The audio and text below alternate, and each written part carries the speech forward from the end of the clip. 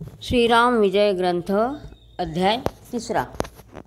संततीसाठी पुत्रकामेष्ठी यज्ञ आणि हनुमंताचा जन्म. वक्रतुंड महाकाय सूर्यकोटी समप्रभ निर्विघ्नं कुरु मे देव सर्वकार्येषु सर्वदा.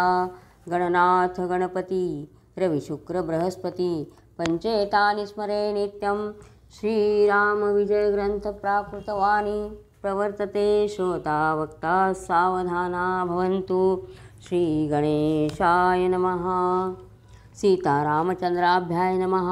तुम्ही संत श्रोते भाविक कवी मुद्रा रत्न परीक्षक श्रोता देखोनी मृगांक वक्ता सोमकांत पाझरे.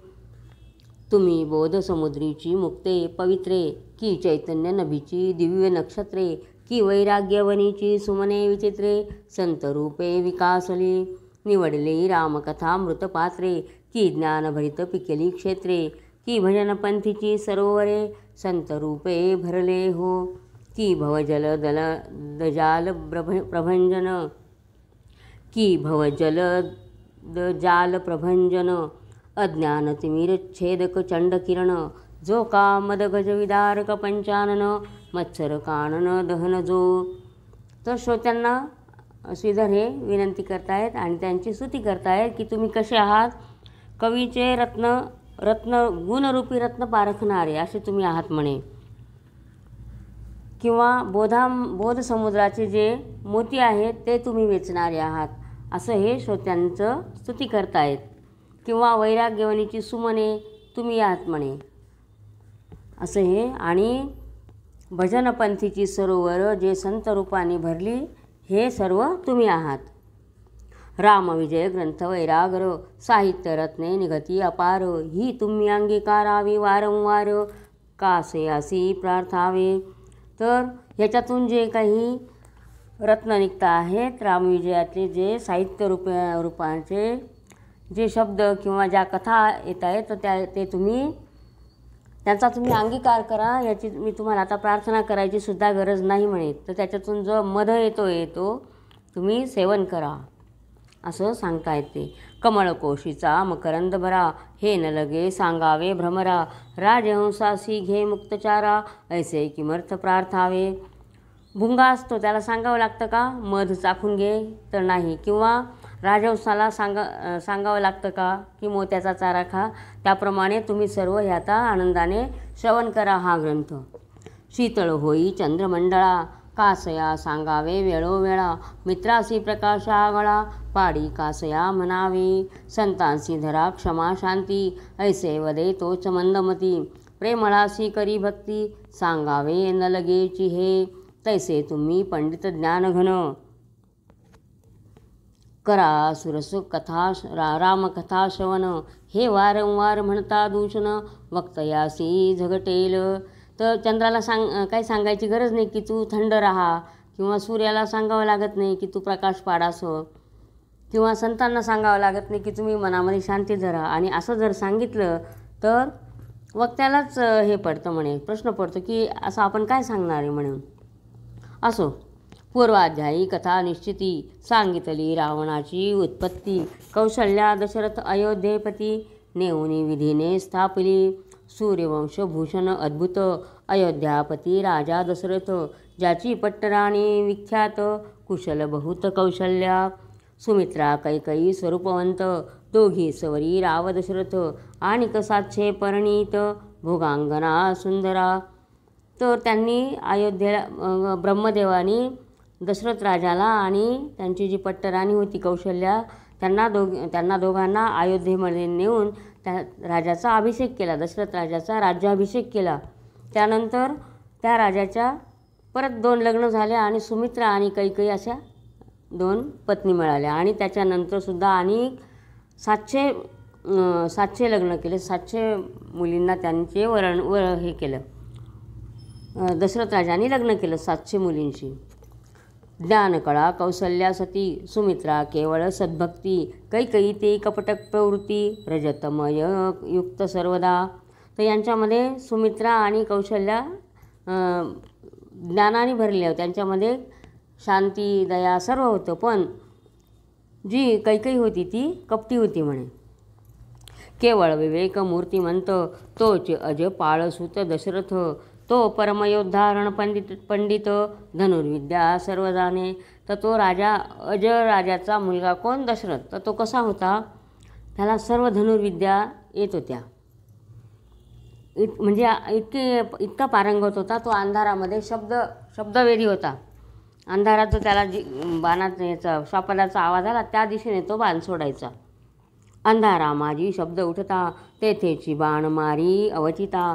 धन्य त्याची हस्तकुशलता, वीर दशरथा ऐसा नसे. परिपोटी नसे पुत्र संतान, तेने राजेंद्र असे उद्विग्न. पुत्राविन शून्य सदन, बोलती शास्त्रज्ञ पंडित. असा वीर होता, हस्तकुशल होता, पण तरी त्याला मूलबाळ नसल्यामुळे सदा चिंताक्रांत असायचा. शरीर जैसे प्राणाविन, तारुण्याविन पंचबाण. दयेविन व्यर्थ ज्ञान, शांती वाचून वैराग्य. जसं शरीर आहे पण प्राण नाही आहे, तरुणपणा आहे पण हे नाही आहे, उत्साह नाही आहे काही, किंवा दया आहे मनामध्ये पण ज्ञानच नाही आहे, असं आहे. त्याप्रमाणे संपत्ती जैसे धर्मे विन, पंडिता वाचून सभासदन. की करणे विन व्यर्थ ज्ञान, दीपे विन मंदिर जेवी. संपत्ती आपल्याकडे भरपूर पण दानधर्म करायची इच्छा नाही, किंवा सभा भरलेली तिथं पण वक्ताच नाही आहे तिथं बोलणारा. तर ते जसं मंदिर आहे त्याच्यात दिवास नाही लावला, असं ह्याप्रमाणे मूलबाळ नसलेल्या घराची त्यांनी हे केलेलं आहे. कसं असतं ते वर्णन केलेले आहे. की वेदांत ज्ञाना वाचून, कोरडी व्युत्पत्ती व्यर्थ ज्ञान. की सत्पात्रा वाचुनी दान, की स्नेहे विन बंधू जैसा. भाऊ आहे पण त्याला मायाच नाही आहे. दानधर्म करायची इच्छा आहे पण सत्पात्रा द्यावं, योग्य व्यक्तीशिवाय दानधर्म केलेलं व्यर्थ जातं. की जळेविन वापिका, की नृपाविन परिवार देखा. की नासिकाविन मुखा, शोभा जैसी नयेची. विहीर आहे पण ती कोरडी आहे, तिच्यात पाणीच नाही आहे. सगळा परिवार भरलेला आहे पण मुख्य अधिकार घरातला मुख्यच नाही आहे त्याप्रमाणे. किंवा चेहऱ्याला नाकाचाच पत्ता नाही आहे. तर ते जसं आहे त्याप्रमाणे, जसं म्हणजे शोभत नाही त्याप्रमाणे घरामध्ये लहान मूल नसलं तर ते सुनं वाटतं. की फळे विन तरुवर, की रामस्मरणाविन मंदिर. तैसा पुत्राविन वंश पवित्र, सर्वथा पावन नव्हेची. झाड आहे त्याला फळं येत नाही, किंवा मंदिर आहे तिथं रामनामच होत नाही, ते की तसं त्याप्रमाणे वंशाला पुत्र नसल्यावर होतं. असो राजा दशरथ संतती लागी, चिंताक्रांत सदा विपिने गहन हिंडित. मृगयामिषे करोनिया. तर त्याला घरामध्ये राजाला चैनच पटत नव्हती, कारण पुत्र नाही म्हणून तो सदा चिंताक्रांत असायचा आणि वनात फिरायचा. शिकारीच्या निमित्ताने घरात थांबतच नव्हता, तो बाहेरच फिरायचा. नावडे छत्रसिंहासन, नावडे चातुर्य कळा गायन. बहुत केले प्रयत्न, परिसंतान नव्हेची. तर त्याला काहीच आवडत नव्हतं. तो दशरथे स्वप्नी देखिले, दोघे पुरुष आपण वधिले. आणि एके स्त्रियेसी मारिले, अपराधे विन सर्वथा. तर एकदा त्या दशरथ राजाला स्वप्न पडलं की आपण 2 पुरुष आणि एका स्त्रीला मारलेलं आहे, असं त्याला स्वप्न पडलं. म्हणजे त्यांचा काही अपराध नसताना मारलेलं आहे असं त्याला दशरथ राजाला स्वप्न पडलं. गजबजोनी उठला त्वरित, कोणासी न बोले मूकवत. वसिष्ठ गृहास जाऊनी त्वरित, नमोनी स्वप्न सांगत असे. तो कोणाशीच काही बोलला नाही. उठला सकाळी आणि त्यांचे जे गुरु होते वसिष्ठ, तर त्यांच्याकडे गेला आणि सांगायला लागला, असं स्वप्न पडलं म्हणे मला. गुरु बोले, हे दुष्ट स्वप्न, 3 श्वापदे येई वधून. मग याची शांती करून दोष निवारण करावे. ठीक आहे म्हणे, तुला हे स्वप्न पडलं, वाईटच आहे म्हणे ते, पण आता तर तू काय कर म्हणे, 3 प्राणी मारून आण आणि मग त्यांची आपण तो प्राणी मारल्याचा जो दोष लागेल त्याचा आपण शांती करू म्हणे, आणि मग तो दोष पण निघून जाईल असं त्यांनी सांगितलं त्या गुरूंनी राजाला. गुरु आज्ञेने ते दिवसी, राजेंद्र निघाला मृग येसी. वासरमणी गेला असताशी, परी श्वापद न सापडे. पडला अत्यंत अंधकार, एकला हिंडे नृपवर. धनुष्याशी लावणी शर, शोधी कांतार ते धवा. तो एका सरोवराचे तिरी, राजा गुप्त बैसे वृक्षावरी. कानाडी ओढुनी ते अवसरी, करणी ऐके साचोल. मग राजा निघाला, पण काय झालं, त्या दिवशी त्याला संध्याकाळ झाली, सूर्य अस्ताला गेला, तरीसुद्धा त्याला एकसुद्धा श्वापद नजरेला पडलं नाही. आणि मग अंधार झाला जिकडे तिकडे. आणि मग तो मग एका झाडावर जाऊन बसला आणि धनुष्याचा वाण म्हणजे ती धनुष्याची जी दोरी असते ती कानापर्यंत ओढून सज्ज बसला एकदम. आवाज आला की बाण सोडायला आणि आवाज घेत राहिला की कुठून आवाज येतोय श्वापदाचा. तर असा तो झाडावर बसलेला होता. तो एका सरोवराचे तिरी राजा गुप्त बैसे वृक्षावरी. कानाडी ओढुनी ते अवसरी करणी ऐके साचोलं. तो ते मार्गी श्रावण आला माय बाप घेऊन. दिवसा बहुत विघ्ने आणि उष्ण म्हणून रात्री गमन करी. दोघे वृद्धे खांदी घेऊनी श्रावण तीर्थे हिंडे मेदिनी. त्या सरोवराचे तिरी येऊनी उभा राहिला नावेक. तो ती वृद्ध म्हणती श्रावणा आम्हा करवी उदकपाना. ऐकता ऐसिया वचना कावड खाली ठेविली. आणि त्याच वेळेला होता. तो आपल्या आईवडिलांना तीर्थयात्रेला घेऊन चाललेला होता. तो रात्री का प्रवास करायचा, कारण दिवसाच्या वेळेला संकट येतात नाना प्रकारचे आणि ऊन लागतो, त्यामुळे तो रात्रीचा प्रवास करत होता. तेव्हा तो त्या सरोवराजवळ आला आणि क्षणभर थांबला. तेवढ्यात त्याचे आईवडील त्याला म्हणायला लागले की आम्हाला इथं तहान लागली, पाणी पाज म्हणे. हाती कमंडलू घेऊन जीवनात प्रवेशला श्रावण. दशरथे साचवलं ऐकून निर्वाण बाण सोडिला. सपक्ष बाण हृदयी भेदला. हातीचा कमंडलू खाली पडला. देह भूमीवरी टाकला. प्राण चालला श्रावणाचा. आणि याने बाण सज्जच ठेवलेला होता. जसा त्याने कमंडलू घेतला आणि पाण्यात बुडवला, त्याने आवाज आल्याबरोबर दशरथ राजाने बाण सोडला आणि तो बाण श्रावणाला लागला आणि तो जमिनीवर पडला. म्हणे कोणे सभाग्याचा बाण करिता आला रामस्मरण. हृदय निवाले संपूर्ण केले पावन मजलागी. ऐकोनी मनुष्याचे वचन नृपवर जवळी आला धावण. तव तो पडिलासे श्रावण रामस्तवन करीतचे. तर म्हणे तो श्रावण बाळ म्हणायला लागला की कोणी भाग्यवानाने मला भान मारलेला आहे म्हणे, हे असं म्हटलं. आणि तेवढ्यात त्यांनी बघितलं की राजाने बघितलं की अरे हा मनुष्याचा तर आवाज आहे. जाऊन बघतो तो श्रावण खाली पडलेला दिसला त्याला. मग म्हणे कर्म पापकारी पडली हत्या मजवरी. श्रावण म्हणे राया न करी खेद काही सर्वथा. माझी माय बापे वृद्धे दीन तयासी करवी उदकपान. मग मी सोडीन प्राण सत्य जाण राजेंद्रा. दोघे वृद्धे अत्यंत पाही त्यांचे सेवेसी कोणी नाही. दशरथ गैवरला हृदयी शोकाकुलित जाहला. त्यांनी सांगितलं राजाला श्रावण बाळाने सांगितलं की माझे आईवडील म्हातारे, त्यांचं पालनपोषण करणारं कोणीच नाही म्हणे. आता तू त्यांना जाऊन पाणी तरी पाज म्हणे, असं दशरथ राजाला सांगितलं. श्रावण म्हणे दशरथा उदक दोघा पाजुनी त्वरिता. मग हे सांगावी वार्ता नाही तरी प्राणत्यागिती. उदक नेता अयोध्या राणा वृद्धे म्हणती बारे श्रावणा. तव तो न बोलेची वचना काही केलिया सर्वथा. श्रावण बाळाने सांगितलं की ते दोघांना काय हे नाही म्हणे, आधी तू खूप ताणलेले आहे, त्यांना आधी पाणी पाजा आणि नंतर मग माझ्या मृत्यूची बातमी सांगा म्हणे, नाही तर मग ते पाणी पिणार नाही, तसेच प्राण सोडून देतील.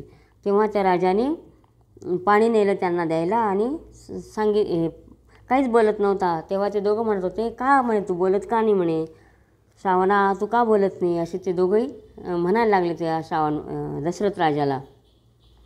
का रे श्रावणा न बोलिसी उदक मागितले एवढे निशी. बारे म्हणून कोपलासी शिनलासी पाडसा. उदयाचळी मावळेल मित्र शेष सांडील भूमिभार. तीव्र तपेल रोहिणीवर तरी क्रोध अनुमात्र न ये तू ते. तर ते सांगायला लागले म्हणे का रे बाळा तुला त्रास झाला का म्हणे, आम्ही रात्रीच्या वेळेला तुझ्याकडे पाणी मागितलं म्हणून तू कोपला का म्हणे, म्हणून तुला राग आला का, तू का बोलत नाही, अरे वासरा पाडसा असं म्हणत होते त्याला, तू का बोलत नाही म्हणे. एक वेळ सूर्य पश्चिमेला उगवेल किंवा शेष आहे तो भूमिभार सांडून देईल, जमीनसुद्धा सांडून देईल, डोक्यावरची खाली टाकेल, किंवा चंद्र आहे तो सुद्धा एक वेळ तीव्र तापेल म्हणे, पण तुला थोडासुद्धा राग येत नाही म्हणे, तरी तसा तू का राग करतोय, तू का बोलत नाही, असं ते म्हणत होते. जैसे गंगेचे जीवन निर्मळ तैसे श्रावणा तुझे मन. तानया कारेन बोलसी वचन, राजा ऐकोनी गहिवरे. मग अजराज पुत्र बोलिला, म्या अवचिता श्रावणवधिला, तव तीही धरणीवरी देह टाकिला, प्राण जाहला कासावीस. म्हणे जसं गंगेचं पाणी पवित्र असतं त्याप्रमाणे तुझं मन आहे म्हणे, तू का बोलत नाही असे ते सांगायला लागले. आणि ते सर्व ऐकून राजा गैवरून गेला. त्यालाही वाईट वाटायला लागलं की आपल्या हातून काय झालं बुवा. आणि मग त्यांनी सांगितलं की मग तो दशरथ राजा सांगायला लागला की माझ्या हातून तुमच्या मुलाचा वध झालेला आहे. तर ते त्यांनी लगेच त्यांचं शरीर सोडून दिलं. आठवणी श्रावणाचे गुण, दोघे आक्रंदती दीनवदन, ऐसा पुत्र हे त्रिभुवन, शोधिताही न सापडे, अहारे पुत्रा श्रावणा, गंभीरा गुण निधाना, आमुचे प्राण करती प्रयाणा, श्रावणा वदन दाविका. म्हणे तुझ्यासारखा मुलगा कोणालाच मिळणार नाही म्हणे, कुठेच सापडणार नाही म्हणे, तू इतका आज्ञाधारक आणि आम्हाला भाग्याने लाभलेला होता म्हणे. असं त्याचे गुणवर्णन करायला लागले श्रावण बाळाचे. आणि म्हणजे शोक करायला लागले ते दोघं आईबाप. या ब्रह्मांड मंडपात श्रावणा ऐसा नाही सुत, जैसी लक्ष्मी आणि वैकुंठनाथ, तैसी भावित माता पिता, जो न करी मातृपितृभजन, जळो तयाचे ब्रह्मज्ञान, तो षटशास्त्रे आला पढून, तरी त्याचे दर्शन न घ्यावे. म्हणे तुझ्यासारखा मुलगा आम्हाला मिळाला म्हणे. आणि ते रडत होते आणि सांगायला लागले म्हणे तुझं वदन लवकर दाखव म्हणे, आमचा आता प्राण जातोय म्हणे. आणि सांगायला लागले म्हणे जसं लक्ष्मी आणि विष्णूची पूजा करतात त्याप्रमाणे तू आम्हाला मानत होता म्हणे. आणि हे जे काही पुत्र असतात म्हणे, जे मातापित्यांची सेवा करत नाही म्हणे, त्यांनी कितीही शिकलेले असो, त्यांचं कितीही मोठं ब्रह्मज्ञान असो, किंवा त्यांना वेदांत, न्याय, मीमांसा, योग, सांख्य असे हे 6 शास्त्रे आहेत म्हणे, त्यांचं कितीही ज्ञान त्यांना मिळो, पण मातापित्यांची सेवा केली नाही तर ते सर्व व्यर्थच असतं म्हणे. तर अशा लोकांचं तोंडसुद्धा पाहू नये म्हणे, असं ते सांगतात. त्याचे जपतप अनुष्ठान, दान अध्ययन श्रवण मनन, कळा चातुर्य व्यर्थ ज्ञान, जैसे भाषण मद्यपियांचे. तर त्यांनी मोठे अनुष्ठान केलं, ज्ञान पाजळलं म्हणे, तरीसुद्धा ते एखादे दारू प्यायलेला माणूस जसा बडबड करतो म्हणे त्याप्रमाणे त्याला अर्थच नसतो म्हणे. तेने अभ्यासीला 64 कळा, त्या अवघ्याची जाहल्या विकळा, जयाशी माता पित्यांचा कंटाळा, त्या चांडाळा न शिवावे. त्याला 14-64 कला त्याच्या अंगी आहेत म्हणे, पण मातापित्यांचा त्याला कंटाळा येतो, तर त्याला हातसुद्धा लावणे म्हणे, त्याला शिवसुद्धा नाही म्हणे. माता पिता गुरुदेव जाण, चारही दैवते समसमान, तोची परमज्ञाता जाण, न मोडी वचन श्रेष्ठांचे. माता पिता गुरु आणि देव ह्या सगळ्यांना सारखाच मान द्यायला पाहिजे म्हणे, तोच खरा ज्ञानी म्हणे. म्हणून पुत्र एक श्रावण, आठवणी तयाचे गुण, दोघे पडली मूर्छा येऊन, जावया प्राण एकवटले, मग ती शाप देती प्राण जाता, म्हणती तुझाही पुत्र पुत्र करिता, प्राण जाईल रे दशरथा, आम्हा ऐसा चितत्काळ. आणि मग ते बेशुद्ध होऊन खाली पडायला लागले आणि त्यांचा प्राण जायला लागला. त्यावेळे प्राण जाता जाता त्यांनी दशरथ राजाला शाप देऊन टाकला की तू सुद्धा पुत्र पुत्र करतच मरशील म्हणे, तुझा पण प्राण पुत्राच्या वियोगानेच जाईल म्हणे. मग तीही सोडिला प्राण, राये केले तिघांचे दहन, उत्तर कार्य संपादून, अयोध्येसी परतला. मग त्यांनी ते तिघांचं दहन केलं आणि त्यांचं जे काय उत्तर कार्य असतं ते करून अयोध्येला परत आला तो दशरथ राजा. मनात हर्षमानी नृपवर, मज शाप झाला तो केवळवर, यांचे शापे तरी पुत्र हो का सत्वर मज लागी. पण त्याला दुःखही होत होतं आणि मनात आनंदही झाला की यांच्या शापाने का होईना मला पुत्र होणार आहे. अयोध्येसी आला दशरथ, वसिष्ठाशी सांगितला वृत्तांत, पुढे 12 वर्षेपर्यंत दुष्काळ पडला पृथ्वीवरी. आणि त्या अयोध्येला आला आणि त्यांनी वसिष्ठांना सांगितलं की असं असं सर्व घडलं बा. मग त्यानंतर 12 वर्षानंतर काय 12 वर्ष गेले, त्यानंतर पृथ्वीवर खूप दुष्काळ पडला, इतका की 9 वर्षे कदा बलाहक, अत्यंत तीव्र तपे अर्क, धान्य तृण जीवन सकळिक, नाही निशंक पृथ्वीवरी. की आकाशामध्ये कधी ढगही दिसत नव्हते आणि सूर्य आहे तो एकदम तीव्र असा तळपत होता, ऊन खूप पडत होतं. गायी ब्राह्मण पिढीले बहुत, दैत्य गुरु परम कापट्यवंत, तेने जलद आकर्षले समस्त, वृष्टी एकाक्ष होऊन दी. तो दैत्यगुरु होता. कोण? तो शुक्राने काय केलं, पाण्याचं सर्व आकर्षण करून घेतलं आणि गायी ब्राह्मणांना आणि सर्व जनांना त्रास होईल असं करायला लागला. आणि सगळीकडे त्याच्यामुळे पाणी शोषून घेतल्यामुळे सगळीकडे दुष्काळ पडला. एकाक्ष म्हणजे त्याला एकच डोळा होता.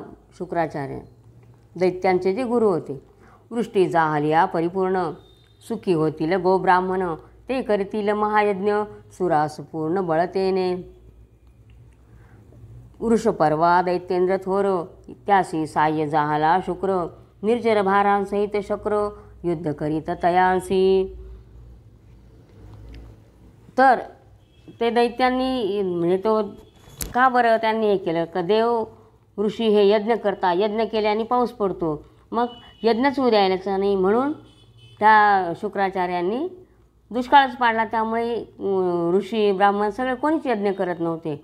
आणि मग हे सगळं कळाल्यावर शक्र म्हणजे इंद्र जो होता तो सैन्यांसहित युद्ध करायला सज्ज झाला यांच्याशी, राक्षसांची. बहुत दिवस जाहला संग्राम, परी शुक्र कपटी पूर्ण परम, मेघ वर्षो नेदी अधम, चिंताक्रांत शक्र जाहला. आता पण तो शुक्र जो होता दैत्यगुरु तो मेघ येऊच देत नव्हता. त्यामुळे इंद्राला आता चिंता पडली, काय करावं. वज्रधरासी म्हणे अंगिरा सूत, अयोध्येचा राजा दशरथ, तो प्रतापार्क रणपंडित, जिंकिले दैत्य क्षणमात्रे. तर इंद्राला मग बृहस्पती सांगायला लागले की म्हणे जो दशरथ राजा आहे तो खूप पराक्रमी आहे म्हणे, त्याला तुम्ही सांगा आणि त्याला मदतीला घ्या म्हणे लढाई करायला.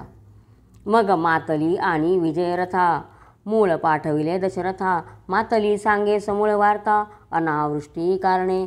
मातली म्हणजे इंद्राचा जो सारथी होता त्याचं नाव मातली. तर त्याला त्यांनी सांगितलं, विजयरथ पाठवला दशरथ राजाला घ्यायला. आणि मग त्यांनी ते मातलीने त्या दशरथ राजाला सांगितलं की कशाकरता युद्ध चालू आहे आणि तुम्हाला बोलवलेलं आहे, की दुष्काळ पडलेला आहे म्हणून तुम्हाला बोलवलेलं आहे. ऐकोनी दैत्य प्रताप अद्भुत, तत्काळ रथी बैसला दशरथ, तो कैकई रायास प्रिय अत्यंत, काय बोलत ते धवा. आणि तो जो रथ पाठवला होता त्या रथावर दशरथ राजा लगेच निघाला. पण तेवढ्यात ती त्याची आवडती जी राणी होती कैकई, ती त्याला सांगायला लागली, म्हणे मी समागमे येईन आणि संग्राम तुमचा पाहिन. राजा म्हणे तू सुकुमार पूर्ण, युद्ध कंदन ते स्थानी, येरी म्हणे तुम्ही जवळ असता, मज भय नाही सर्वथा. ऐसे तिचे बोल ऐकता, घेतली रथावरी ते धवा. राजा निघाल्यावर ती राणी म्हणायला लागली, मी तुमच्याबरोबर येते म्हणे. पण राजा म्हणे, अगं तिथं युद्ध करायचं आहे, तू तर एवढी नाजूक आहे म्हणे, तर तू कशी काय अशी म्हणे तिथं. तर ती म्हणे, तुम्ही माझ्याबरोबर असले तर मला काय कशाची भीती आहे म्हणे, आता मी येतेच म्हणे तुमच्याबरोबर. मग राजाने तिला घेतलं बरोबर. निराळ मार्गे रथ ते वेळी, घेऊन जात चपळ मातळी, देवदैत्यांच्या रणमंडळी, रथ अकस्मात उतरला. आकाशमार्गाने तो रथ तो मातली घेऊन चाललेला होता आणि तो मग जिथं युद्ध चालू होतं त्या ठिकाणी उतरला मग तो रथ. वैकुंठीहून विनितासूत, क्षीराब्दी तटी उतरे अकस्मात, तैसा राजा दशरथ सूरसमुदायात उतरला. जसं क्षीरसागराच्या काठावर वैकुंठाहून विनितासूत म्हणजे गरुड जसा अचानक उतरतो, त्याप्रमाणे ह्या देवांच्या युद्धभूमीवर दशरथ राजाचा रथ खाली उतरला. अजपुत्र देखोनी पाकशासन, देता झाला क्षेमालिंगन, दशरथ धनुष्य चढवून उभा ठाकला रणांगणी. आणि मग ते दोघांनी एकमेकांना आलिंगन दिलं आणि मग ते लढाईला सज्ज झाला दशरथ. म्हणजे म्हणजे दशरथ राजा आणि इंद्र दोघांनी लढाईला मग सुरुवात केली. बाणापाठी बाण सोडित, जैसे शब्दामागे शब्द येतो, की मेघधारा वर्षत, शर सोडित त्याच रीती. दशरथ राजा इतका प्रवीण होता धनुर्विद्येमध्ये, बाणामागे बाण सोडायला लागला. जसा एका शब्दामागे दुसरा शब्द चालतो त्याप्रमाणे, किंवा आकाशातून पावसाच्या धारा एकामागे एक पडतात त्याप्रमाणे त्याचे बाण सुटत होते.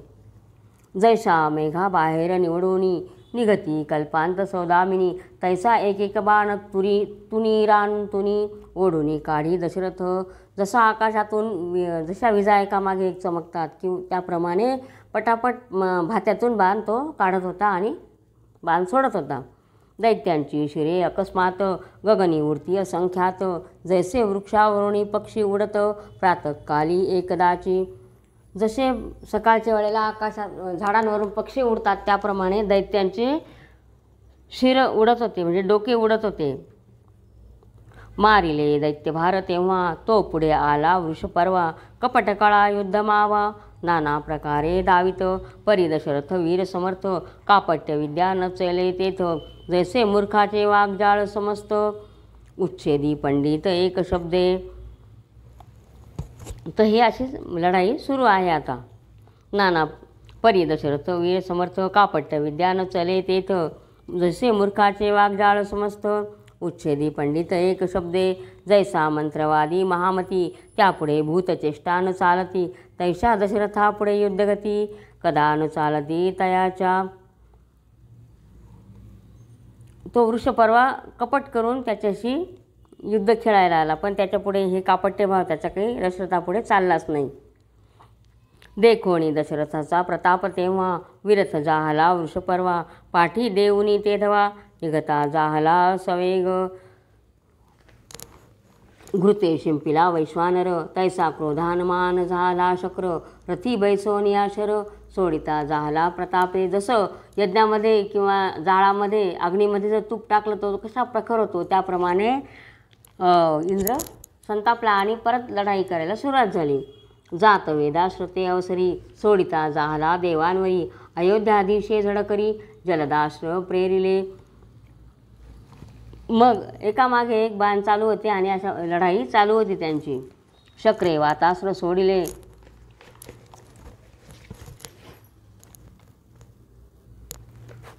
नंतर दैत्यगुरु शुक्र आणि दशरथ राजा यांचं युद्ध सुरू झालं. जातवे दाश्रुते अवसरी सोडिता जाहला देवांवरी अयोध्याधीशे झळकरी जलदाश्र प्रेरिले. शुक्राने याचं अस्त्र सोडलं, अग्नी अस्त्र सोडलं आणि दशरथाने जलद म्हणजे पाण्याचं अस्त्र सोडलं. शुक्रे वातास्त्र सोडिले अद्भुत एरे आड आले पर्वत वात कोंडिला समस्त दैत्यगुरुने देखिले. मग त्याने वाऱ्याचं अस्त्र सोडलं, दशरथाने पर्वत हे सोडले. असं त्यांचं युद्ध चालू झालं. मग सोडिले वज्रास्त्र पर्वत फोडिले समग्र दशरथ सोडिले माहेश्वर देखोनी वज्रास्त्र विराले. मग शुक्राचार्यांनी वज्राचं अस्त्र सोडलं. नंतर दशरथाने माहेश्वर अस्त्र सोडलं. असे त्यांचं युद्ध सुरू आहे. शुक्र परम क्रोधायमान काढिला एक निर्वाण बाण रथाचा आख छेदून टाकीता झाला ते धवा. मग शुक्राने एक असा बाण सोडला की दशरथ राजाचा आख होता, मग रथाचा जो आख होता अक्ष म्हणतात, तर त्याला त्याने तोडून टाकलं. आख दे छेदिता अकस्मात खाली पडावा जो दशरथ तो कैकई देखोणी धावत घालोनी हात आख धरी. तर तो आख तुटल्याबरोबर ते कैकईने बघितलं आणि तिने पटकन तो आख हाताने धरून ठेवला. पर्वताकार रथ थोर दंडावरी घेतला भार समग्र वीर श्रीरंगे नृपवर समाचार नेने तो. तिने त्या रथाला हात घालून ठेवला आणि नाही तर तो राजा खालीच पडला असता दशरथ राजा. तर कैकईने वीरश्रीच्या आवेशामध्ये तो रथ धरून ठेवला, तो आख धरून ठेवला. हे राजाला माहीत पण नाही. दशरथे सोडिला निर्वाण बाण तोडिला कवीचा स्यंदन आश्वांसहित कुटके करून रणमंडळी पाडिला. अशा प्रकारे शुक्राचार्यांचा रथ त्यांनी तोडून टाकला दशरथाने. विरथ जेव्हा जाहला शुक्र दशरथे काढिला सूर्यमुख शर म्हणे याचे छेदीन शिर कापट्य मुकुटा सहित पै. तर हे कपटरूपी याचं हे आहे ना म्हणे मुकुटासही त्याला आता मारून टाकतो म्हणे, असं म्हणून शुक्राचार्यांवर बाण सोडायला लागला राजा दशरथ. मागुती विचारी अजनंदन शुक्र तरी केवळ ब्राह्मण याचा रक्षोनिया प्राण मुकुट मात्र छेदावा. निमिष न लागता गेला बाण मुकुट पाडिला तळी छेदून भयभीत भृगुनंदन पळता जाहला ते धवा. मग शुक्राचार्यांना तो बाण मारून मारत होता, पण त्याच्या दशरथ राजाच्या लगेच लक्षात आलं शुक्र हा कोण आहे, ब्राह्मणच आहे म्हणे. मग ब्राह्मणाचा वध कसं काय करायचं, म्हणून त्याचा मुकुटच पाडून टाकू म्हणे. त्याने तो बाण मारून मुकुट पाडला आणि अशा प्रकारे देवांना विजय मिळाला. देव करीती जय जयकार, पळू लागला दैत्यभार, जैसा महावात सुटता समग्र, भूस उडे अंबरी. जसं एखादा मोठा वारा आला आणि ते कुटार जास्त भुसकट ते उडतं, त्याप्रमाणे राक्षस सगळे पळायला लागले. राये कोदंडासी घातली गवसणी, तुनीर ठेविला आवरण घालुनी, जैसी कुंडा माझी दैदिप्य अग्नी, आच्छादित याज्ञिक. मग राजाने तो त्यांचा जो धनुष्य आणि बाण होता ते त्यांना गवसणी घालून आवरण घालून ठेवून दिलं. कसं ठेवलं की जसं कुंडामध्ये अग्नी जे यज्ञ करतात ते झाकून ठेवतात त्याप्रमाणे आच्छादित करून ठेवून दिलं. दशरथ पाहे सावधान, तो कैकईने हात घालून, धरिला असे महास्यंदन, वर्तमान कळले ते. तेव्हा नंतर दशरथ बघतो तर कैकई आग धरून उभी आहे. तेव्हा त्याला कळालं की रथ आपला पडत होता तैनी धरून ठेवलेला आहे. आश्चर्य करी नृपवर, आजीचे युद्ध अनिवार्य, आम्हासी जय लाभ समग्र, कैकईने दिधला जैसे घर पडता अकस्मात, निज बळे उचली बळवंत, तैसा कैकईने आजी रथ सावरीला रणांगणी. मग त्याला कळालं की कैकईने रथ धरून ठेवला म्हणून आपल्याला जय मिळाला. आजचा जो जय आहे तो कैकईमुळेच मिळालेला आहे म्हणे. जसं एखादं घर पडत असतं ते सावरून धरावं, त्याप्रमाणे तिने आज हे काम केलेलं आहे म्हणे. खाली उतरून रथ दशरथ, प्रिये लागी आलिंगत, म्हणे दोन वर मागे त्वरित, जे का अपेक्षित मानसी. आणि तो आला राणीजवळ आणि तिला जवळ घेतलं, सांगितलं की तू खूप चांगलं काम केलेलं आहे, आता तुला काय पाहिजे ते माग म्हण, 2 वर मागून घे म्हणे. तो कैकई आनंदली थोर, म्हणे मी जेव्हा मागे नवर, तेव्हा मज द्यावे साचार, मनोनी भाष घेतली. म्हणे आता नको म्हणे, मला वचन द्या, मला जेव्हा वाटेल तेव्हा मी तुमच्याकडून 2 वर मागेल म्हणे. तर भाष घेतली म्हणजे वचन घेतलं ते त्यांच्याकडून, दशरथाकडून. महायुद्धी जय पूर्ण, कैकईस यावया काय कारण, काय होते ती वरदान, तेची कारण ऐकपा. पितृगृही, तर आता ती महायुद्धाला का आली म्हणे आणि तिला वरदानच का मिळालं, तर ते का मिळालं हे आता ऐका म्हणे. पितृगृही कैकई असता, एक तापसी आला अवचिता, तयासी प्रार्थोनिया माता, राहाविती जाहली कैकईसी. तर तिच्या माहेरी एकदा जेव्हा ती होती त्यावेळेला तिच्याकडे एक साधू आला म्हणे, किंवा ऋषी आले त्यांच्याकडे. ऋषी बैसला अनुष्ठानाते, माता निरोपी कैकई ते, उपकरण सामग्री लागेल याते, ती सिद्ध करुणी दैजे. हे ऋषी बसलेत म्हणे अनुष्ठानाला, तर त्यांना पूजेचं काय काय सामान लागतं ते त्यांना आणून दे म्हणे तू, असं कैकईला सांगितलं. पुष्पे धूप दीप आरती, सिद्ध करुणी देत ऋषीप्रती, ये रू प्राणायाम करुणी निश्चिती, ध्यानी जाहला निमग्न.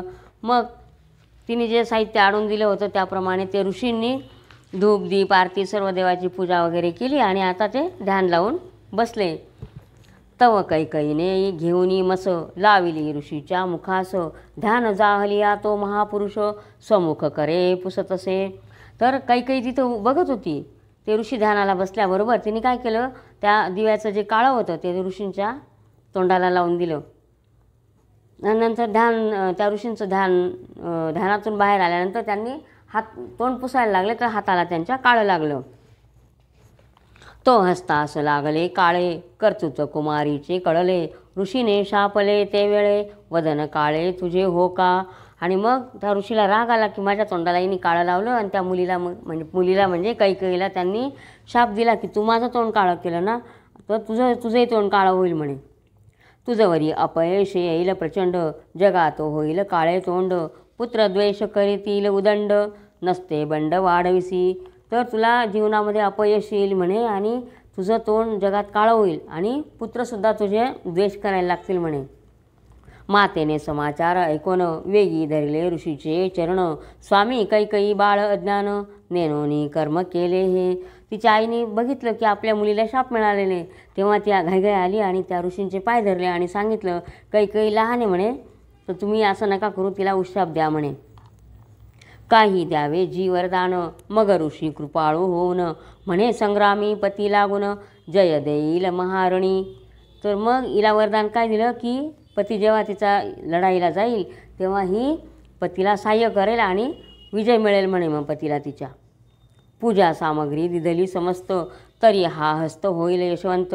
त्यावरे या समय अद्भुत, जय प्राप्त कैकयी ते. आणि तिने मला पूजा सामग्री आणून दिली ना म्हणे, म्हणून तिच्या हाताला विजय प्राप्त होईल म्हणे. असं म्हणून आणि त्यामुळेच दशरथ राजाला विजय प्राप्त झाला. असो इंद्र आणि बृहस्पती दशरथाचे यश वाणिती, वस्त्रे भूषणे अमरपती, देता जाहला राया ते. आणि मग इंद्र आणि बृहस्पती जे होते त्यांनी दशरथाला त्यांचा आदर सत्कार केला आणि वस्त्रभूषण दिलं त्यांना. वस्त्राभरणे अद्भुते, दिव्यमणी दिदला कैकयी ते. येरीने घातला वेणी ते, परमप्रकाशवंत जो. आणि कैकईला अद्भुत असा दिव्यमणी दिला, तिने तो वेणीमध्ये लावून घेतला. तो देवाचार्य बोले वचन, रावासी काय आहे संतान. दशरथ म्हणे पुत्रवदन, देखील नाही अद्यापी. तेव्हा ते देव आचार्य होते बृहस्पती, ते विचारायला लागले की राजाला की तुला काय मुलं आहेत म्हणे. तेव्हा दशरथ म्हणे की मला अजून काहीच नाही, मूल बाळ काही नाही म्हणे. सद्गुरू म्हणे राया वरिष्ठा, त्रिभुवनपती येईल तुझ्या पोटा, जयाचे ध्यान लागले नीलकंठा, सनकादिक भक्तासी. तेव्हा ते सांगायला लागले बृहस्पती की काही काळजी करू नका म्हणे, त्रिभुवनाचा जो करता आहे जो विष्णू तोच तुमच्या पोटी येणार आहे म्हणे. जो माया चक्र चाळक, अनंत ब्रह्मांडाचा नायक, जो कमलोद्भवाचा जनक, तो पुत्र देख तुझा राया. तर म्हणे ब्रह्मदेवाचा पिता जो विष्णू तोच तुझा मुलगा होऊन येणार आहे म्हणे, तुम्ही काही काळजी करू नका. जो वेदशास्त्रांचा जिव्हार, जो आदिमायेचा निजवर, जो पुराण पुरुष गोचर, तुझा पुत्र होईल. लक्ष्मीचा पती तोच तुझा पुराण पुरुष जो आहे तोच तुझा पुत्र होईल. विभांडकाचा पुत्र शृंग ऋषी, हरिणी गर्भसंभूत तेजोरासी, त्यासी आनावे नाना सायासी, पुत्रेष्टी करावया. विभांडक ऋषींचा जो मुलगा आहे म्हणे शृंग ऋषी, तो हरणीच्या याच्यातून जन्माला आलेला आहे म्हणे, हरणीच्या पोटी जन्माला आलेला आहे. तर त्या ऋषींना तुम्ही आणा आणि पुत्रकामेष्टी यज्ञ करा म्हणे. त्यास नाही मनुष्य दर्शन, देखिले नाही स्त्रियांचे वदन, त्यास शब्दविषय मोहन, करोनी गायन आणावा. तो असा आहे म्हणे, त्याला कधी मनुष्याचं दर्शनच झालेलं नाही आणि स्त्रियांचं तो तोंडच बघितलं नाही म्हणे. त्याने स्त्री म्हणजे काय त्याला माहितीच नाही म्हणे. तर अशा ऋषींना तुम्ही आणा म्हणे. कसं आणा? गायन करून आणा. शक्र म्हणे देवललना, पाठवाव्या तयावना, रंभा उर्वशी शुभानना, ज्यांचे गायना मदन भुले. मग सांगितलं देवललना म्हणजे ज्या इंद्राच्या अप्सरा आहेत त्यांना तुम्ही पाठवा म्हणे. त्यांचे जे गाणे नाचणं जे बघून त्याला तो भुलेल आणि त्याला तो मोहित होईल आणि तो मग येईल म्हणे तुमच्याबरोबर. दशरथे इंद्र गुरूंची आज्ञा, घेऊन आला अयोध्या भुवना, आनंद झाला सकळ जना, पर्जन्यवृष्टी जाहली. आणि मग दशरथ राजाने इंद्राची आज्ञा घेतली आणि अयोध्येला परत आले. त्यानंतर खूप पाऊस वगैरे पडला आणि सगळीकडे आनंद झाला. असंभाव्य पिकली मेदनी, दुष्काळ गेला मुळीहुनी, जैसी विष्णू सहस्रनामे करुणी, महापापे संहारिती. जसं विष्णू सहस्रनाम जर वाचलं तर मोठ्यातलं मोठं पाप त्याचा संहार होतो, त्याप्रमाणे इतका पाऊस पडला की म्हणजे त्याची कल्पनाही करत नाही, इतकं पृथ्वीवर पिकं यायला लागले म्हणे.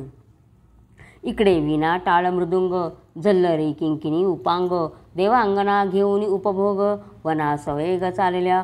मग विना टाळ मृदुंग काय काय असतात ते सगळं साहित्य घेतलं आणि त्या अप्सरा चालल्या त्या ऋषींना हे करायला, मोहित करायला चालल्या आहेत त्या. विभांडक ऋषी तपोधन, नित्य प्रातःकाळी उठवण, करावया अनुष्ठान, जान्हवी तीरा प्रतिजाय, मागे आश्रमी एकला पुत्र, उंच बांधोनिया गोपुर, त्यावरी शृंगी तो परमचतुर, वेदाध्ययन करीत असे. मग हे जे ऋषी होते विभांडक ऋषी ते सकाळी उठून जान्हवीच्या तीरावर तप करायला निघून जायचे, स्नान संध्या करायला. आणि त्यांचा जो एक मुलगा होता त्यांचा, तर तो त्यांना एक उंच असं गोपूर बांधून दिलं होतं, त्याच्यावर तो शृंगी बसलेला असायला होता वेदाध्ययन करत. गज व्याघ्र सावजे बहुत, देखता होय भयभीत, म्हणून उंच स्थळ बांधून सत्य, त्यावरी सूत बैसवला. वाघ शिव हाती हे पाहून त्याला भीती वाटत होती, म्हणून ते उंच ठिकाणी बसवून ठेवलं होतं त्याला तप करायला. विभांडक ऋषी अनुष्ठान करून, दोन प्रहरा येत परतून, परमानंदे पुत्र देखोनी, अध्ययन सांगे तया ते. आणि मग ते विभांडक ऋषी होते, ते 2 प्रहरी येत होते घरी परत, आणि मग आल्यानंतर ते पुत्राला अध्ययन सांगायचे, जे काय शिकवायचं ते शिकवायचे. चारही वेद मुखोद्गत, सकल सांगे पारंगत, या गविधी कर्मे समस्त, करतला मलक तया ते. मग इतकं त्यांचं ज्ञान होतं, 4ही वेद मुखोद्गत होते, सर्व शास्त्रे पारंगत होते. जसं आणि काय याग यज्ञ जे काय होतं ते जसं काही त्यांच्या तळहाताचा मळ त्याप्रमाणे ते करायचे. असो विभांडक गेला स्नाना, तो समय पाहुणे देवांगना, वेगी पातल्या तयावना, सर्व संपत्ती घेऊन या. अशा प्रकारे तो विभांडक ऋषी स्नानाला गेलेला बघून त्या अप्सरा होत्या, त्या ऋषीजवळ आल्या, त्यांच्या मुलाजवळ. तो याला बसलेला होता ना शृंगी, त्यांच्याकडे आले ते अप्सरा. वरी बैसला ऋषीनंदन, तवा आरंभिले गायन, ते ऐकता भुले पंचबान, स्वरूप लावण्य तयाचे. तर तो ते सगळं गायन ऐकून हे झाला, भुलून गेला, ते सगळं विसरून गेला, याचं तप वगैरे विसरला. जैशा केवळ सौदामिनी, मंडित असती वस्त्राभरणी, ज्यांची स्वरूपे पाहुनी, सुधा पाणी वेधले. मग देवसुद्धा त्या अप्सरांना भुलून जातील, तर याची काय गती म्हणे. हे तो ऋषी होता, त्यांनी बघितलं आणि तो सर्व विसरून गेला.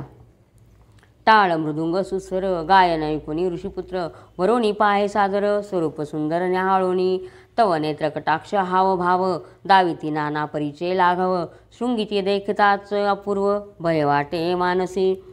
मग ते सगळं त्याच्या समोर त्या नाचगाणे करायला लागल्यावर हा बघतच राहिला शृंगी. गायन ऐकता सुस्वर, संतोष वाटे अपार, म्हणे मज धरावया साचार, पातले कोण न कळे. त्याने स्त्रिया कधी बघितलेल्याच नव्हत्या, म्हणून त्याला वाटायचं कोण आलं हे मला पकडायला म्हणे. ते गाणं बिणं ऐकून त्याला संतोष समाधान तर वाटायचं, पण त्याला कळत नव्हतं हे कोण आहे असं.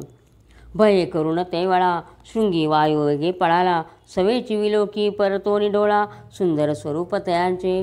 तो तिथून पळाला, पण परत परत बघायचा की कोण आहे, सुंदर दिसत आहेत, बघायचा तो. विभांडक अनुष्ठान करून, आश्रमासी येत परतोन, देवांगना जाती तेथोन, शाप भय ऋषींच्या. आणि तो विभांडक ऋषी परत आले, याचे वडील शृंगीचे वडील बघितले आणि त्या लपून गेल्या की ह्या ऋषींनी आम्हाला शाप नको द्यायला म्हणून. म्हणते विभांडकासी कळेल, तरी आम्हा तात्काळ शापिल, या लागी 2 प्रहर होता सकळ, जाती वेगे करून या. 2 प्रहर झाला का निघून जायच्या. असो पिता आला आश्रमासी, शृंगे सांगे तयापाशी, म्हणे येथे आले होते तापसी, उपमा जासी असेना. मग तो विभांडकाला सांगायला लागला तो शृंगी की कोणतरी तापसी आलेले होते म्हणे, तपस्वी आलेले होते. कोणते मी काही त्यांना उपमा देता येत नाही, इतके छान होते म्हणे ते. मी तयासी देखुनी, पळालो देह लोभे करुणी, आता न येती ते दुसरेनी, खंती मनी वाटत असे. तर मी प्राण वाचवण्यासाठी इथून पळालो म्हणे, आता परत येतील का म्हणे ते होते. विभांडक म्हणे पुत्रासी, जरी आश्रमा आले संत ऋषी, तरी आपण आतिथ्य करावे तयासी, पूजा विधी करोनिया. मग विभांडक सांगायला लागला, अरे म्हणे ते साधू संत जर आलेले होते तर तू त्यांची पूजा अर्चा करायची ना म्हणे, आदरातिथ्य करायचं म्हणे. असो प्रातःकाळी विभांडक मुनी, गेला अनुष्ठाना लागुनी, शृंगी चिंता करी म्हणे कधी नयनी देखेन तया, विसरला. मग तो त्याचे वडील निघून गेल्यानंतर हा परत अनुष्ठानाला बसला. शृंगी मनात चिंता करायला लागला की परत ते साधू येतील का, मी त्यांना केव्हा पाहिजे म्हणे, असं त्याला वाटायला लागलं. विसरला लेखन पठन, ध्यान ज्ञान आणि मनन, लागले मनी स्त्रियांचे ध्यान, अनर्थपूर्ण श्रीसंगे. मग त्या बायकांचंच हे लागलं, वेळ लागून गेलं. ज्याने स्त्री न देखिली स्वप्नी, त्याने ती विलोकिता नयनी, गेला सर्व विसरोणी, अनर्थी कामिनी तपासी. तर ज्याने बाईच पाहिलेली नव्हती तर त्याला ती दिसल्याबरोबर तो सगळं काही विसरून गेला आणि तिचं ध्यान करायला लागलं त्या अप्सरांचं. मग जास अखंड श्री चिंतन, ते कैसे तरतील जन, मूर्तिमंत व भावाब्दी कामिन, भुलवी सज्जन जाणते. जे संसारात असतात तर त्यांचं तर विचारायलाच नको म्हणे. तर ज्यांच्याबरोबर कायम स्त्रिया असतात मग त्यांचं काय समाव, जे ते एका क्षणात तो ऋषी होता तो भुलून गेला म्हणे. तर बायकांना बघून तर मग संसारिक असतात तर त्यांचं काय म्हणे. स्त्री केवळ अविद्येचा पसारा,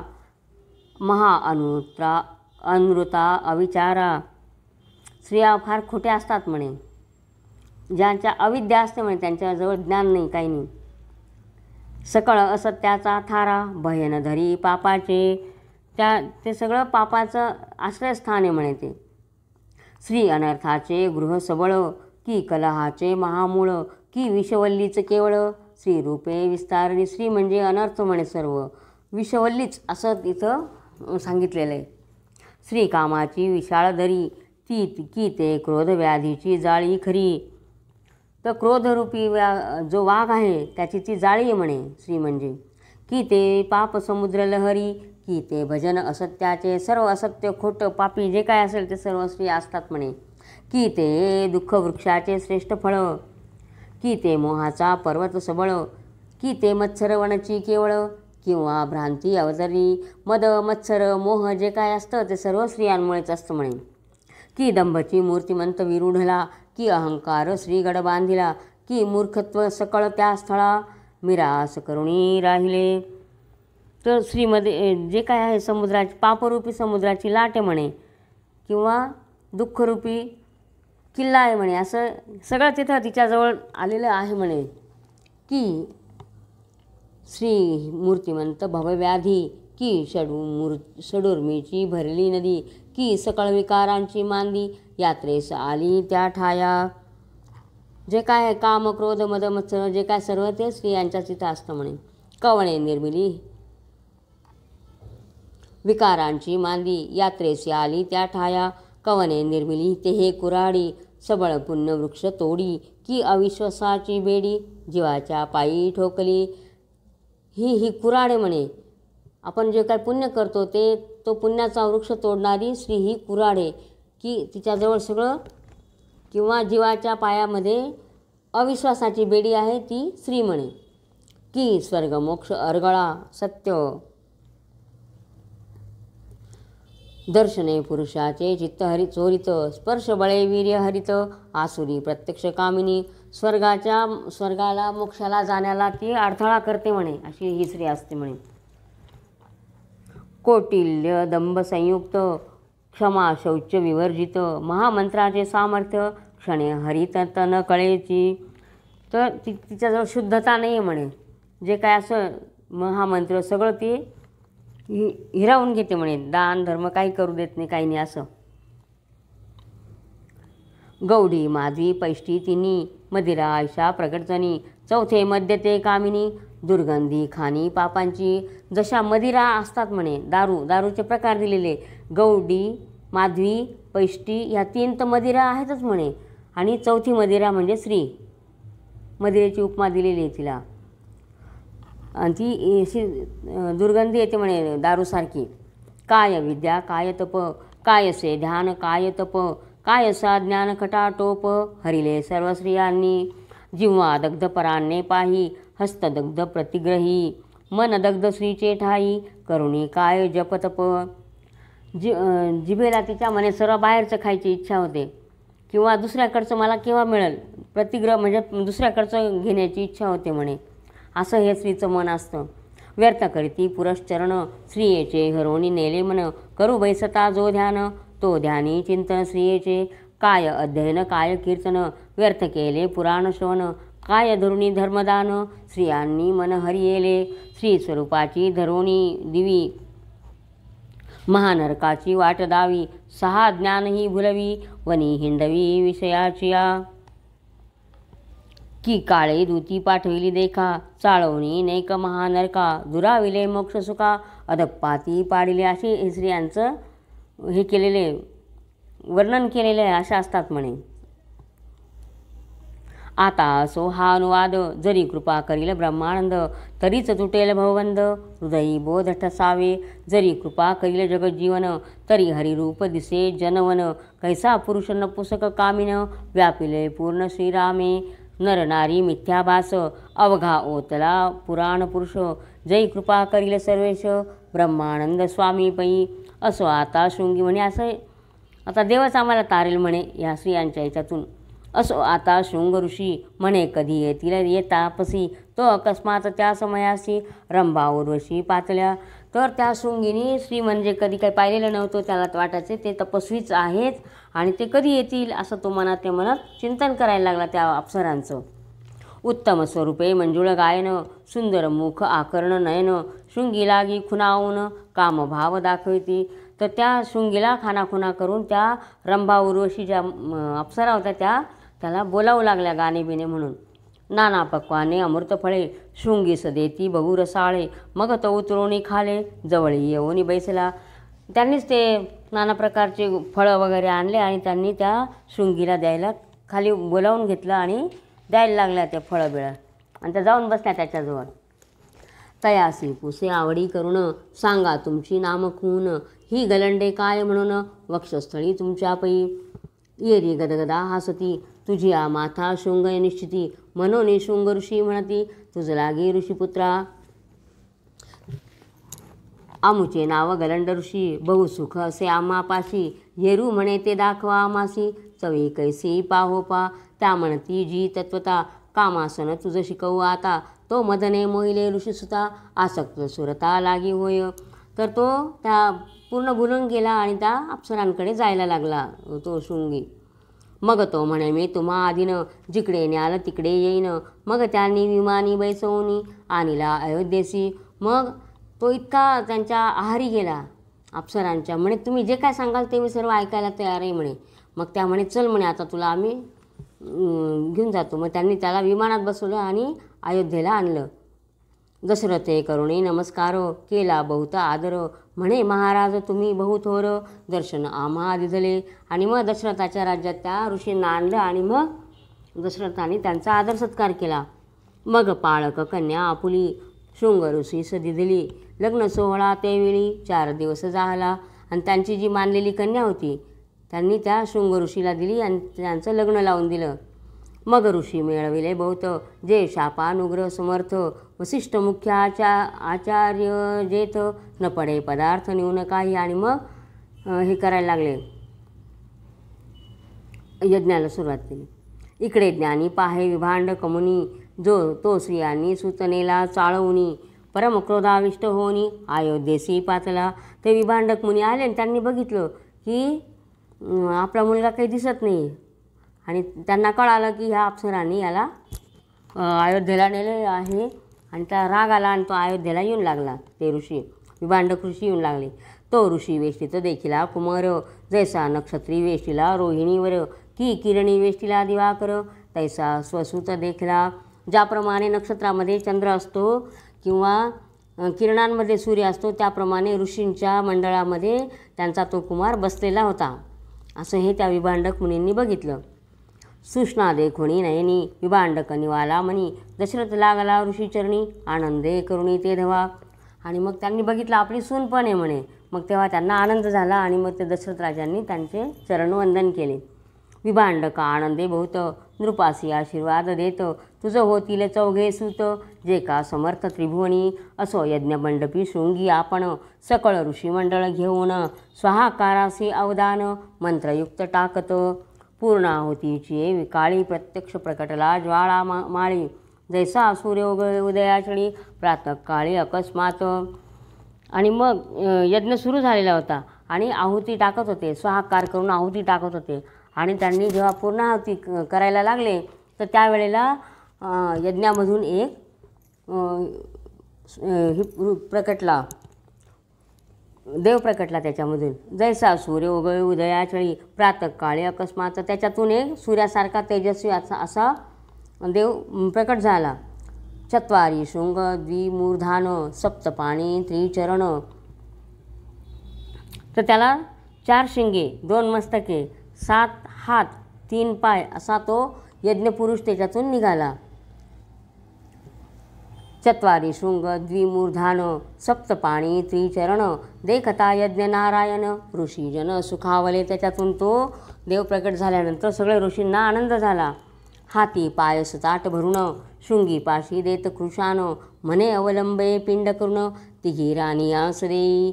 मग ते त्याच्यातून जो यज्ञनारायण जो भगवान निघाले त्याच्यातून त्यांनी त्या शृंगीला सांगितलं जे काय हे पिंड आहेत म्हणे ते तिघी राणींना द्या म्हणे. हे बहुत्वरा करावी एक क्षणी विलंबे होय कार्यहानी पोटा येईल कैवल्यद्यानी क्षीरसागरी विहारी जो. तर म्हणे हे तुम्ही तुमच्या राणींना दे आणि तुमच्या पोटी प्रत्यक्ष विष्णूच देणार आहे म्हणे. ऐसे बोलूनी तये काळी गुप्त झाला ज्वाळा माळी शृंगीने वसिष्ठाजवळी पायस पात्र दिधले. जे काय होतं प्रसाद तो शृंगीने वसिष्ठ ऋषींना दिला आणि सांगितलं आणि त्यानंतर तो यज्ञनारायण जो निघाला होता तो गुप्त झाला. वसिष्ठी करुणी तीन विभाग राणी असो देत सवेग कौशल्यसी श्रेष्ठ भाग देता जाहला ऋषी तो. आणि मग 3 भाग केले वसिष्ठ ऋषींनी आणि तिघी राण्यांना द्यायला सुरुवात केली. दुजा सुमित्रे प्रति पहिला दिला कौशल्येला श्रेष्ठ म्हणजे मोठी जी होती तो मोठा भाग तिला दिला. नंतर दुजा सुमित्रे प्रति देत तिचा कैकई करी घालित देखुणी ते अद्भुत क्रोध आला कनिष्ठे ते. ती कैकेला एकदम राग आला. म्हणे मी रायासी प्रिय कर म्या रथचक्री घालोनी कर रणी विजयी केला नृपवर इंद्रादिक देवा देखता. म्हणे इंद्रदेवांसमोर सगळ्यांसमोर मी या राजाला विजयी केलेले म्हणे. मीच सगळ्या आवडती राणी म्हणे आणि जे काय तर मलाच आधी द्यायला पाहिजे होता असा तिला राग आला. वये करुणी वृद्ध फार ते ज्येष्ठ नव्हे साचार जे माझी गुण थोर तीच श्रेष्ठ जाणीजे. नुसतं वयाने मोठा असून काय उपयोग नाही म्हणे. जो का वयाने मोठा असतो तो मोठा आहे असं कोणी सांगितलं म्हणे. जास्ती वय असेल तो मोठा आहे असं कोणी सांगितलं. जिच्या अंगी गुण आहे तीच खरी श्रेष्ठ म्हणे म्हणजे मीच श्रेष्ठ आहे म्हणे असं ती सांगत होती. केतकीचे लघुपत्र त्यास मानिती सर्वत्र इतर पत्रे दिसती थोर परी चतुर न मानती अमोलिक लहान रत्न काय करावे थोर पाषाण मृगेंद्राची आकृती लहान थोर वारण कासया. तर म्हणे जसं एखादी अमूल्य असं रत्न असतं म्हणे ते छोटं असतं पण त्याची कीर्ती जास्ती असते. त्या दगडासमोर म्हणजे दगड त्याच्या पुढे काही नाही ना म्हणे. त्याप्रमाणे नुसतं वयाने मोठं असून काय उपयोग नाही. जलादी बिडालाचे वृषण सुहास लहान परी आवडी श्रीमंतास रास भाचे थोर भवस न शिवे कोणाशी. तर एक मांजर असतं विशेष जातीचं जवादी बिडाल म्हणजे एक विशेष प्रकारचं मांजर असतं ते श्रीमंतांनाच आवडतं म्हणे. ते छोटे मांजरांना नेत नाही असं. त्याप्रमाणे मज आधी न देता मान काय करावा भाग मागून म्हणून काही रुसोन अधोवदन बैसली. मला आधी नाही दिला ना म्हणे मग काय करायचं म्हणे मला काही नको म्हणे असं म्हणायला लागली आणि रागाने खाली मान घालून बसून राहिली. मग बोले वसिष्ठ मुनी विघ्न होईल येच क्षणी तो करीचा पिंड झडपोनी घारीने नेला अकस्मात. ते वसिष्ठ ऋषी सांगत होते असं नको करू घे म्हणे पण नाही घेतलं तर काहीतरी विघ्न येईल म्हणे असं म्हणतात. तेवढ्यात घार आली आणि झडप घालून तो जो पिंड होता कैकेयीचा तो उचलून उडून गेले आकाशामध्ये.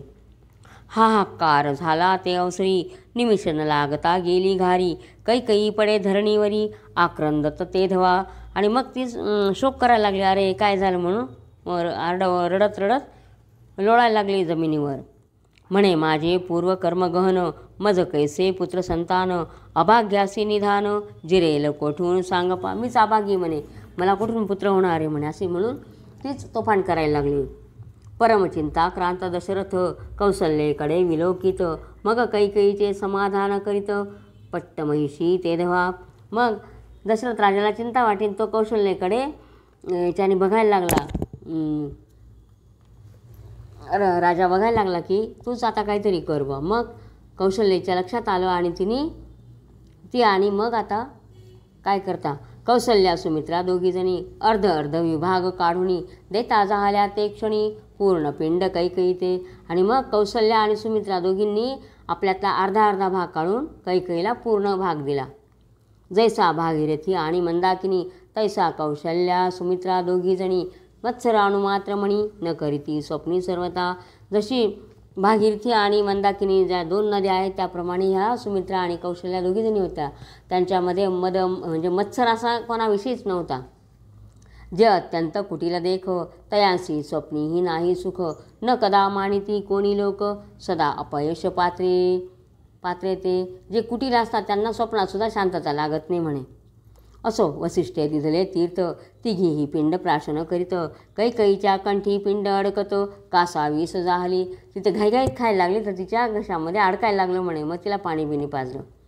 मग वसिष्ठे शिंपिता तीर्थ, अंतरी पिंड उतरीत, आनंदला राजा दशरथ, दाने देत अपार, वस्त्राभरणे उदंड दक्षिणा, देऊनी गौरविले ब्राह्मणा, सकळ ऋषी पावले स्वस्थाना, शृंगी आदी करुणी. आणि मग ब्राह्मणांना दान दक्षिणा वगैरे दिली. ते शृंग ऋषीसुद्धा त्यांनासुद्धा दिली त्यांनी. आणि मग ते ऋषी आपल्या आपल्या गावी निघून गेले. तिघी राण्या झाल्या गर्भस्थ, आनंदला राजा दशरथ, म्हणे माझे भाग्य उदित, दिसते पुढे येथोनी, घारीने जो पिंड झडपिला, त्याचा वृत्तांत काय झाला, श्रोतयांनी आक्षेप केला, कथा समूळ सांगापा, तरी केसरी नामे वानर. आता जो घारीने पिंड नेलेला होता त्याचं काय झालं ते ऐका म्हणे. तरी केसरी नामे वानर, त्याची श्री अंजनी सुंदर, ऋषमुख पर्वती घोर, तप करीत बैसली. जर केसरी नावाचा तो वानर होता, त्याची पत्नी होती अंजनी, तर ती ऋषमुख पर्वतावर घोर तप करत बसलेली होती. 7 सहस्र वर्षेपर्यंत मौन धरुणी शुचिष्मंत, आराधिला उमाकांत, प्रसन्न झाला तपाती. 7 सहस्र वर्षेपर्यंत तिने मौनाने तप केलं आणि तिला शंकर प्रसन्न झाला. म्हणे अंजनी माग इच्छित, येरी म्हणे देई अक्षयसुत, परमप्रतापी यशवंत, महाभक्त वज्रदेही. असा दे म्हणे की वज्रदेही दे म्हणे आणि परमप्रतापी असा मला पुत्र होऊ दे, असं तिने शंकराकडे मागणं मागितलं अंजनीने. मग बोले उमावर, 11वा जो मी महारुद्र, तुझे उदरी अक्षय अवतार, धरितो अंजनी जानपा. मग शंकर तिला सांगायला लागले की तुझ्या पोटी मीच हा 11वा जो रुद्र आहे तो तुझ्या पोटी अवतार घेज म्हणे. ऐके शुभवदने अंजनी, तू अंजुळी पात्र पसरुणी, बैसे सावध माझे ध्यानी, अंतर्दृष्टी करुणिया, सुटेल अद्भुत प्रभंजन, साक्षात लोकेश प्राणेश आपण, प्रसाद येईल आणून, तो तू भक्षी अवलंबी. तर तू म्हणे आता हात असे पसरून बैस म्हणे, हाताची ओंजळ करून बैस, मग तुला एक साक्षात देव तुला प्रसाद देईल म्हणे. असं त्यांनी सांगितलं शंकराने. खाली हे करून अंतर्दृष्टी करून खाली दृष्टी करून बघ बैस म्हणे तू. स्वस्थळा गेला शूळ पाणी, ध्यानस्थ बैसली अंजनी, नयन झाकोनी निजमनी, ब्रह्मानंदे उचंबळे. मग ती ध्यान लावून बसली परत. तव कैकई हातीचा पिंड झडपोनी, घारी नेत असता गगणी, तो चंड समिरे ते क्षणी, पिंडमुखीचा सोडिला. तर ती तो पिंड घेऊन चाललेली होती तो प्रसाद. जाता जाता वारा आला, त्या वाऱ्याने तिच्या तोंडातला जो पिंड होता तो खाली पडला. तो अंजनीच्या करात आणोनी घातला अकस्मात, तो तत्काळ मी ती भक्षित, शिवस्मरण करून या. आणि मग तिने हाताची ओंजळ केलेलीच होती, तेव्हा तिच्या हातामध्ये तो पिंड अकस्मात पडला. मग तिने लगेच तो भक्षण केला. घारी ते देवांगना वहिली, नृत्य करिता चाचरी गेली, मग विधीने शापिली, घारी होई म्हणून. तर ती घार कोण होती? घारसुद्धा एक अप्सरा होती. ती नाचता नाचता चुकली म्हणून ब्रह्मदेवाने तिला शाप दिला की तू घार होशील म्हणून. अशी ती घार होती. मग ते सुवर्चस्वा नामे देवांगना, लागे कमलोद्भवाचे चरणा, विधी म्हणे दशरथ जाना, अयोध्येचा नृपवर, त्याच्या मखसमयी पिंड झडपिता उद्धरसी तत्वता, अंजनी करी पिंड पडता, निजस्थाना येशी तू. तर ती जी अप्सरा होती तिचे नाव होतं सुवर्चसा. तर तिने म्हटलं ब्रह्मदेवाला की मला घार होण्याचा शाप नका देऊ म्हणे तुम्ही. मग त्यांनी तिला उशाप दिला की जेव्हा दशरथ राजा हे करेल म्हणे, यज्ञ करेल आणि तो पिंड तू त्याच्या हातातून घेशील तेव्हाच तुझा उद्धार होईल म्हणे. तो आणि अंजनीला देशील तेव्हाच तू उद्धरून जाशील आणि परत याला स्वर्गलोकाला येशील म्हणे. असा उशाप दिला ब्रह्मदेवाने. असो घारी ब्रह्म वरे करुणी, उद्धरोणी पावली स्वस्थानी, इकडे 9 मास भरता अंजनी, प्रसूत झाली ते धवा, ऋषी पत्न्या पाहती ते वेळा, बळीला तो बाळ जन्मला, की वासरमणी प्रकटला, वानर वेशे दैदिप्य. नंतर 9 महिन्यांनी अंजनी प्रसूत झाली आणि तिला मुलगा झाला. तर त्या ऋषींच्या ज्या पत्न्या होत्या त्या बघत होत्या. तर ते बाळ कसं होतं? विद्युत्प्राय कुंडले झळकती, गंडस्थळी पडले दीप्ती, दृढ कौपीन निश्चिती, कटिप्रदेशी मौंजी झळके. तर विजेसारखा म्हणजे तेजपुंज असा, विजेसारखा तेजस्वी त्याचे कानातले कुंडले झळकत होते. नंतर त्यांनी लंगोट बांधलेली होती. यज्ञ तळपत असे यज्ञोपवित, ऐसे वानरूप अद्भुत, मुखी पुच्छाग्री आरक्त, वर्ण दिसत प्रवाह सम. तर त्यांनी जानवं पण घातलेलं होतं आणि शेपूट आणि तोंड लाल दिसत होतं त्याचं. परम क्षुधाक्रांत बाळ, चौकडे पाहे चंचळ, तो अंजनी उतावेळ, फळे गेली आनावया. तर ते बाळ झाल्याबरोबर एकदम त्याला खूप भूक लागलेली होती आणि तिने बघितलं की याला भूक लागलेली तर ती फळं आणायला गेली. रुदन करी क्षुधित बाळ, तो आरक्त दिसे सूर्यमंडळ, म्हणे हे दिसे उत्तम फळ, उडे चपळ मारुती. त्याने बघितलं की सूर्याला बघितलं आणि त्याला वाटलं हे काहीतरी फळच आहे, म्हणून त्याने ते भक्षावयाला उड्डाण केले. पिंजारल्या रोमावळी, सिंहनादे गर्जे निराळी, दिग्गजांची बैसली टाळी, आंदोळली वसुंधरा. आणि मग उड्डाण केल्यानंतर त्याच्या अंगावरची लव एकदम ताठ झाली आणि एकदम मोठ्याने आवाज केला, जसा कांठाळ्या बसण्यासारखा आवाज केला, गर्जना केली सिंहासारखी. स्फुरण दाटले थोर, गाजवी पुच्छांचा फडत्कार, मागे अंगवाते तरवर, उन्मळोनी जाती आकाशी. तर मारुतीने असं उड्डाण केलं की एकदम ते हे झालं, झाडंसुद्धा पडायला लागले, इतकं जोरात त्याने उड्डाण केलं. चपळ पदद्वय तैसेच हस्त, प्रतापे झेपावे गगनात, उड्डाणावर उड्डाण घेत जात आदित्य लक्षोनिया. तर ते सूर्याकडे त्यांनी असं उड्डाण केलं की त्याला वाटायचं एखादं फळ आहे, म्हणून तो जोरात असा जायला लागला मारुती. की उर्वी वरोणी सुपर्ण, जाय वैकुंठ पीठ लक्ष्मी, तैसाची अंजनी हृदयरत्न, भानुमंडळा नाटोपी. तर पृथ्वीवरून त्यांनी जोरात हे केलं, हाहाकार केला आणि उड्डाण केलं की सूर्यमंडळापर्यंत. मनोवेग असी मागे टाकुणी, हनुमंत वेगे जात गगणी, तो लोक प्राणेश धावणी, धरीन म्हणे स्वपुत्रा.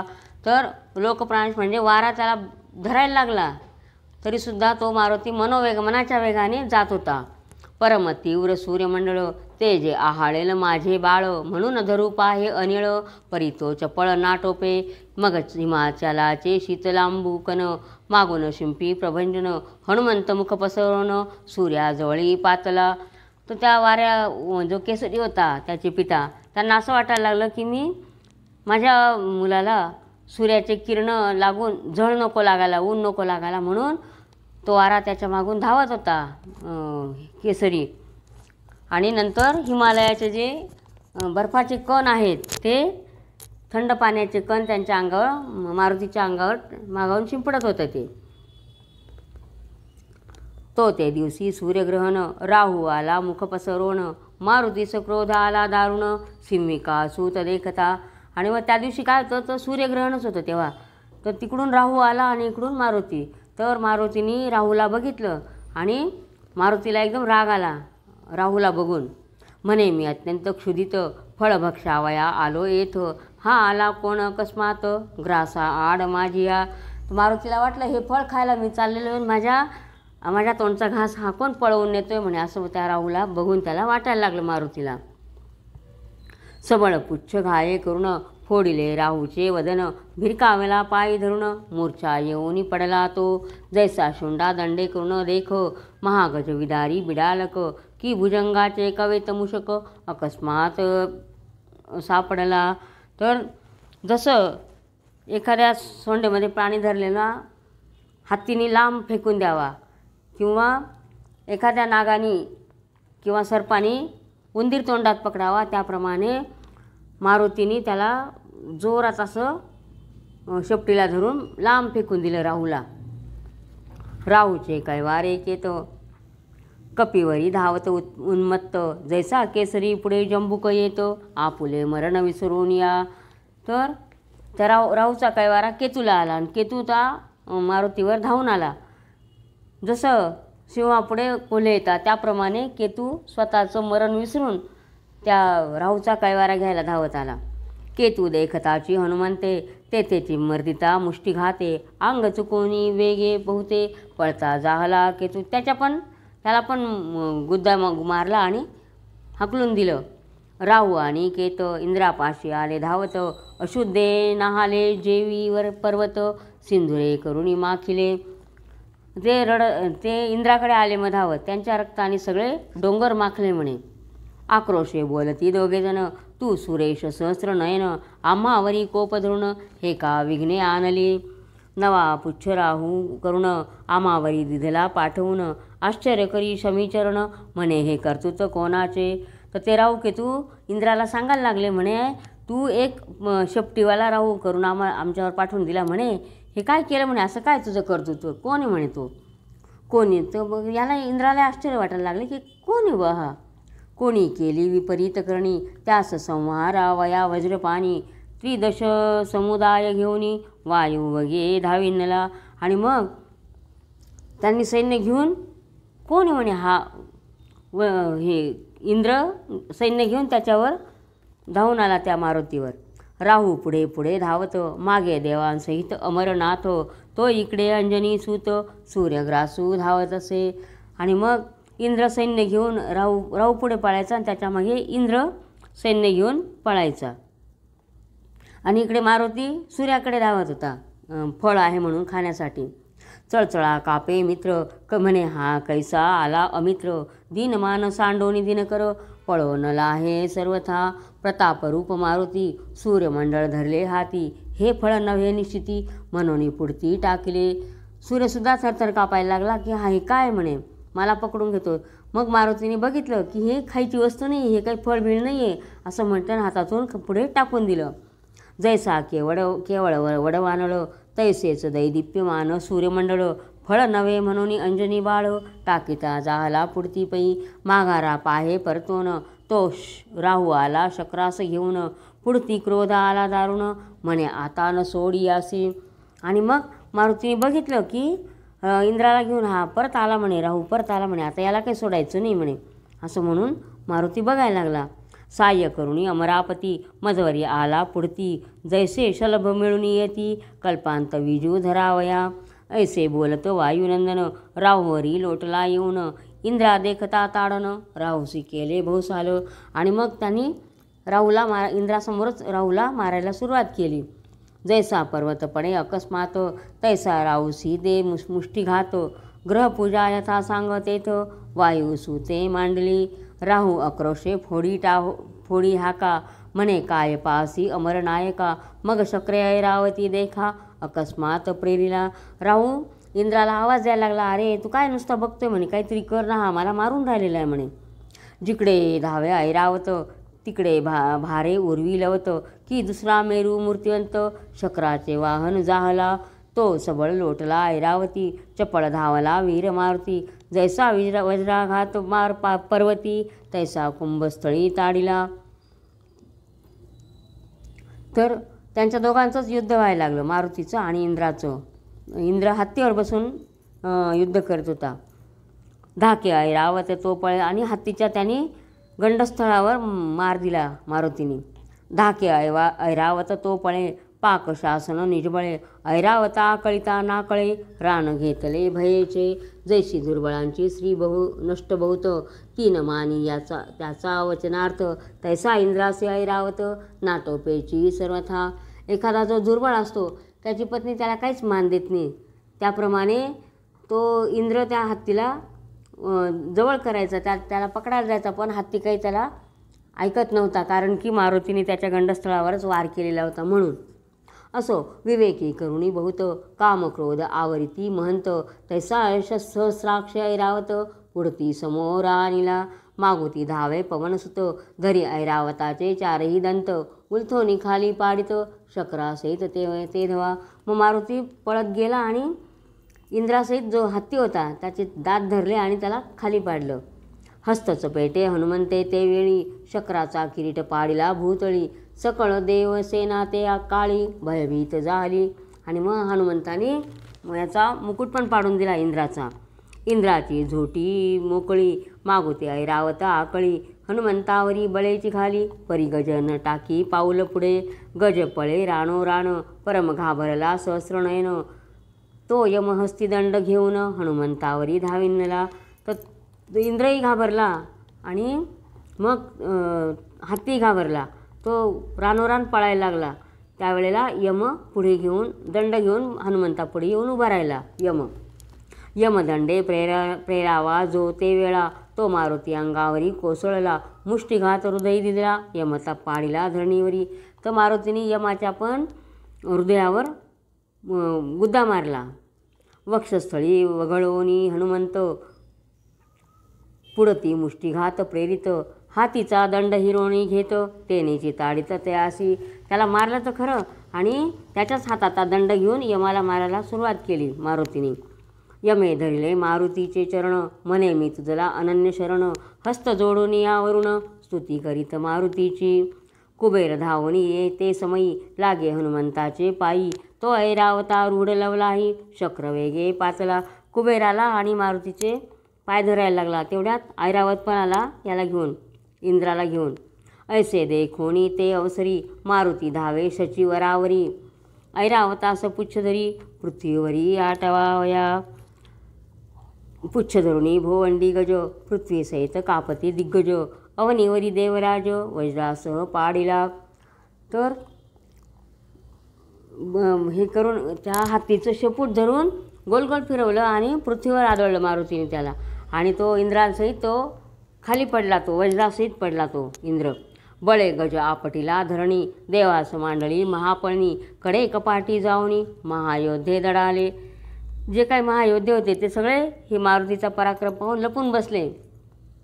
म्हणती पृथ्वी गेली रसातळा एकची हाहाकार झाला तो अमरेंद्र ते वेळा आवधरीला पुढती पै. मग इंद्राने मोठं बळ करून त्या मारुतीला धरलं. वज्रबळे भोवंडीत मुखावरी ताडिला हनुमंत तेने मूर्छना दाटली भोवत पडे वायुस्यूत पृथ्वीवरी.